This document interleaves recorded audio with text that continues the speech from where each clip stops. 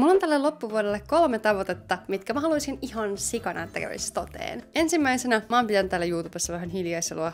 I know. Niin nyt lähtee käyntiin YouTube Boost. Ja tämän YouTube Boostin pointtina on se, että joka toinen sunnuntai mä lupaan julkaista teille videon. Jos mä en julkaise, mä joudun kohtaamaan jonkun rangaistuksen. Tää on ensimmäinen asia, missä mä tarvitsen teidän apua. Eli te voitte kommentoida rangaistusvideoita kommentteihin. Sen lisäksi on suurena tavoitteena tällä vuodelle saada vähintään 2 animaatiovideota julkaistua teille. Ne on mulle tosi tärkeitä, niin nyt mä priorisoin ja niitä on tulossa. Vähintään 2, mutta toivottavasti enemmän. Ja mä sanon nämä jutut ääneen, että oikeesti mulla on sit niinku jotkut paineet toteuttaa näitä. Mä en niinku voi tuottaa teille pettymystä. Viimeisenä toiveena, tää on nyt ehkä vähän iso toive, mun tavoite tälle vuodelle on, että vuoden loppuun mennessä tää kanava saisi 100 000 tilaajaa.